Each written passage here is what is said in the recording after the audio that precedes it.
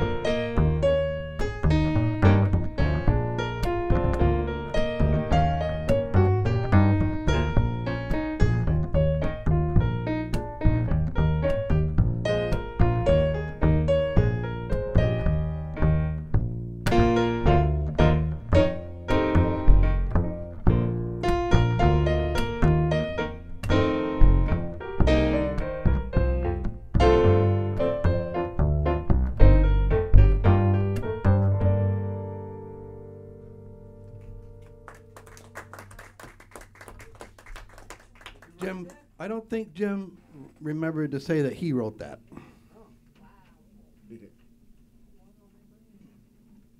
The next song is a song that I wrote in the year 2000. It's a commentary on modern romance. It talks about every time you're getting intimate, the cell phone always rings. And it ends, "You're my dissonance, my harmony, my love."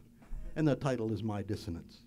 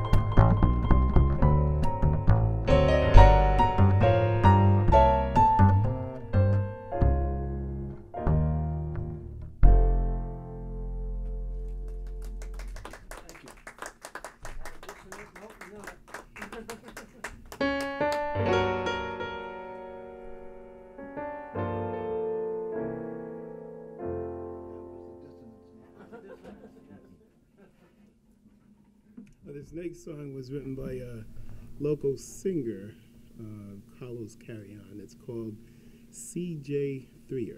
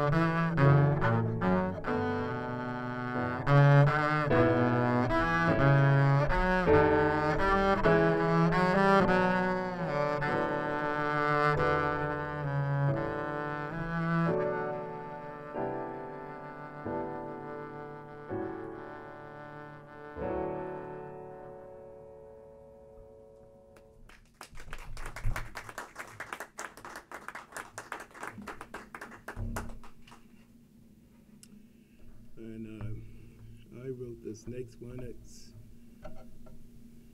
well, I'll let the title just let you know whatever you think it means.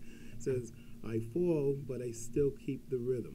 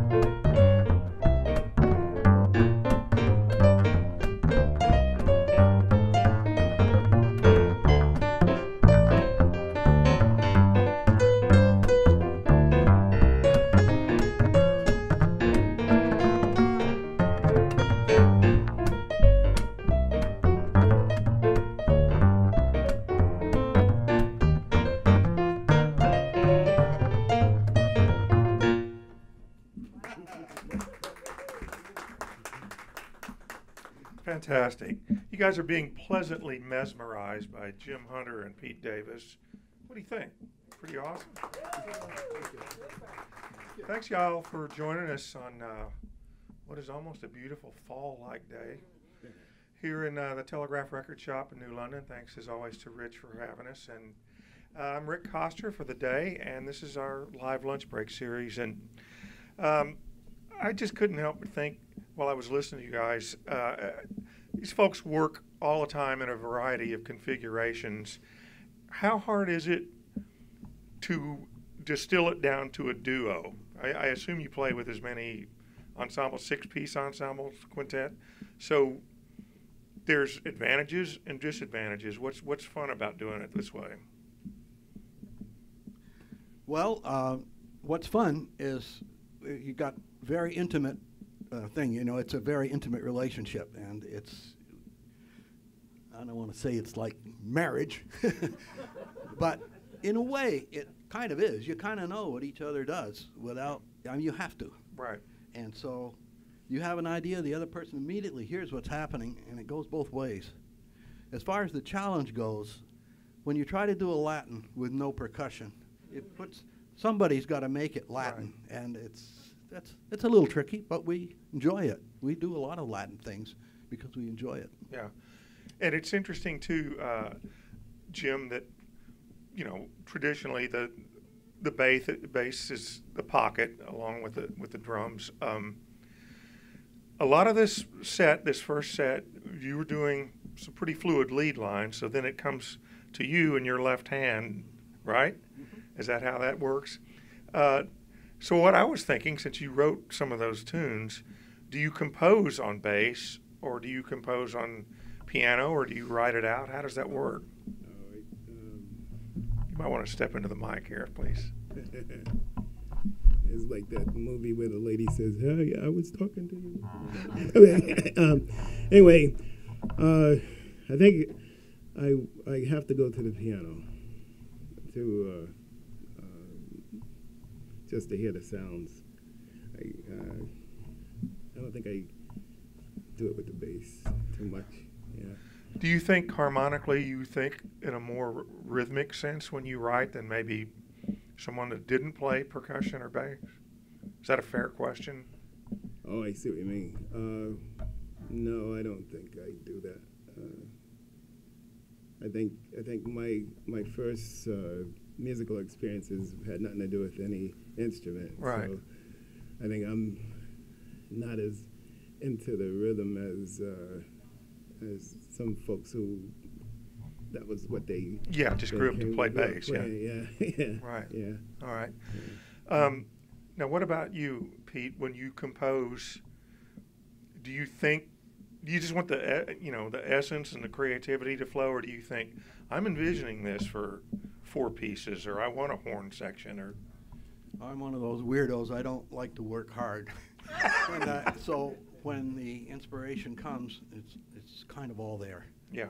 On my Dissonance song, I was playing with another bassist, Billy DeWolf, at the Drawbridge Inn in Mystic. And he turned to me and he says, "Hey, play something original."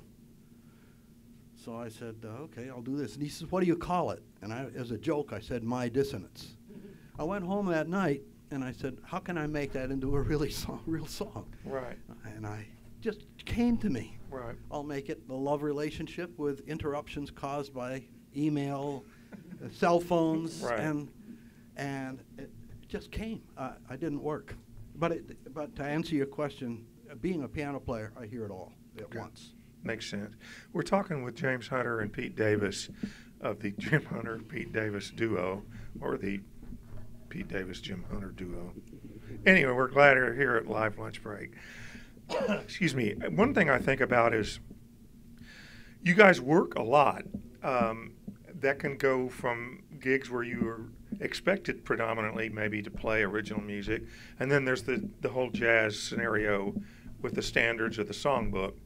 I think when I was back in Dallas, I knew a really great jazz piano player named Marcel Ivory, and I asked him once, and I thought this was a wonderful way to approach the songbook. Do you guys actually call it the songbook or the standards or whatever? Great American Songbook yeah. is what we call it. Right. Okay. I think everybody does. And he said he couldn't tell the difference whether every time he did an arrangement of the Great American Songbook or an interpretation, he was trying to do the best one ever, or he kept doing it because he knew he couldn't do the best one ever.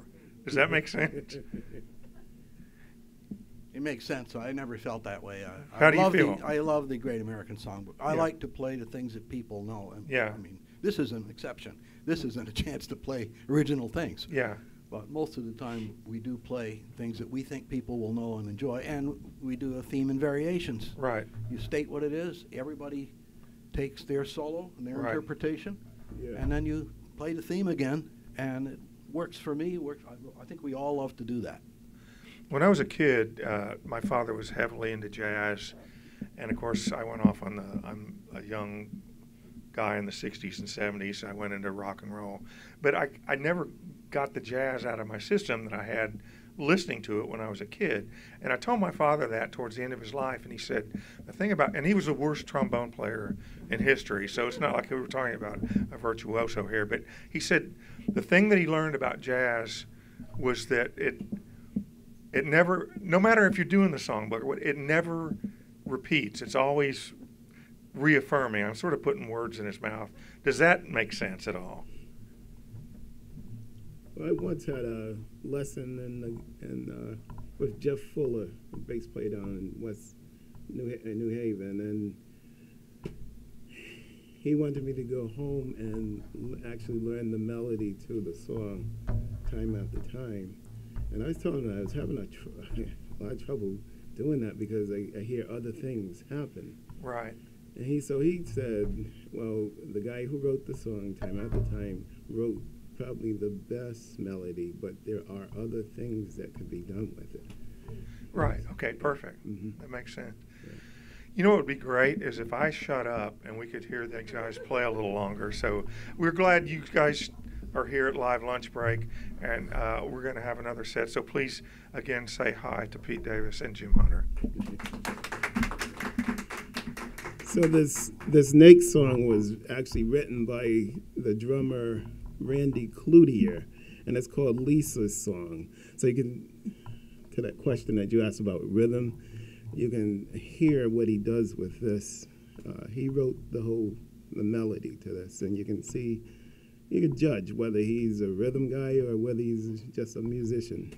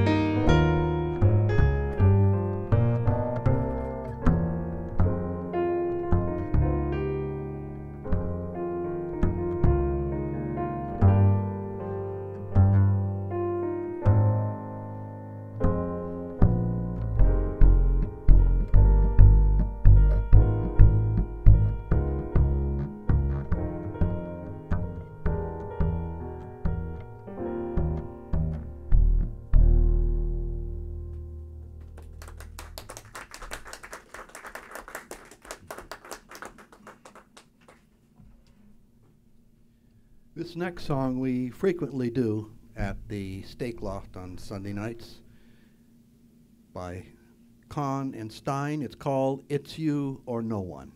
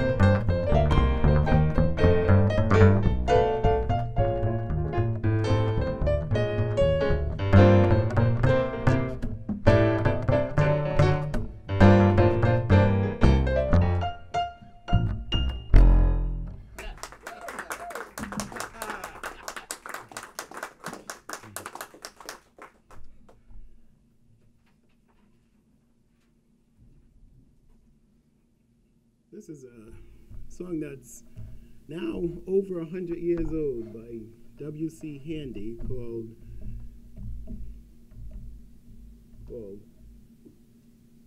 St. Louis Blues. And we're going to play it in the key of G, which is the original key.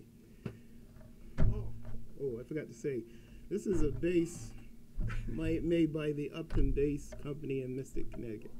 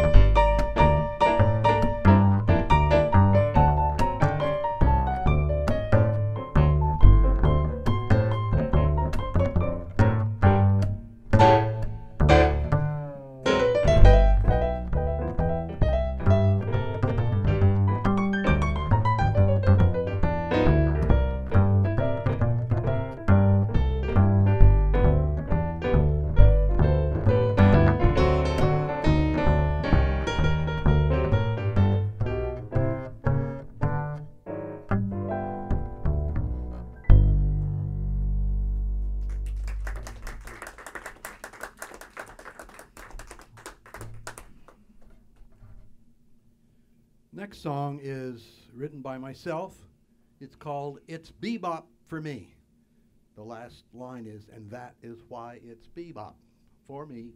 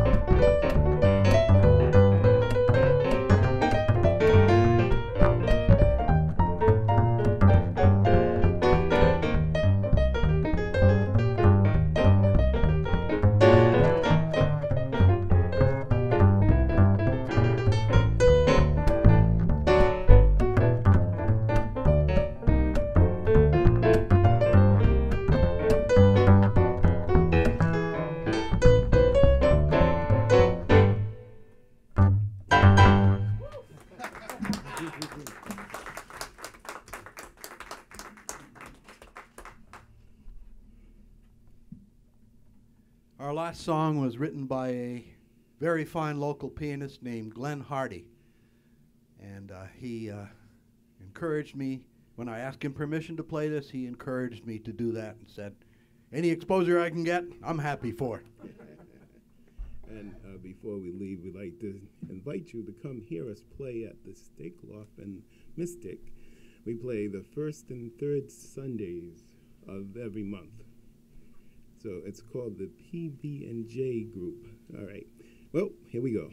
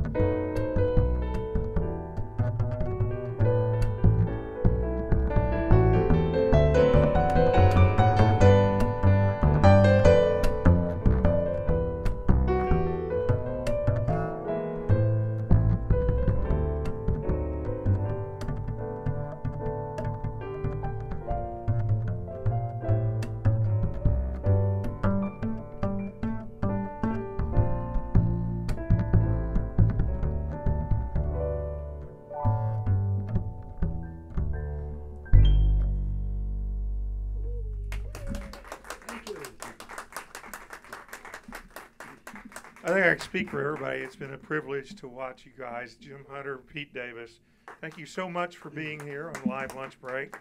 First and third Sundays of each month at the Steak Loft, just like, that's a Sunday resident, like Bill Evans at the Village Vanguard, right? All Just right. like that. Something like that. Hey, you guys are wonderful. Thank you for spending time with us. One more time.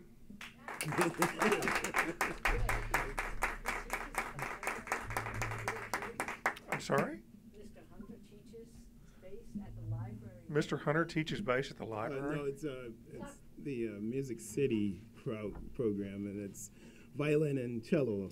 Oh. I knew it was something Yes. strange. All right. Yes. Yeah, well, I mean, you know, I probably should have asked that. Is there anything else we should know about where people can see you besides learn from you? The two of us just work at Yeah. the Steak Loft. Yeah. All right, that sounds good. All right. Thank you, Rich and the Telegraph, for hosting Live Lunch Break as always. Thanks to Pete Wappy for getting it right in the house. My name is Rick Coster. We appreciate you guys spending your time with us today. All of these shows are archived at theday.com/live lunch.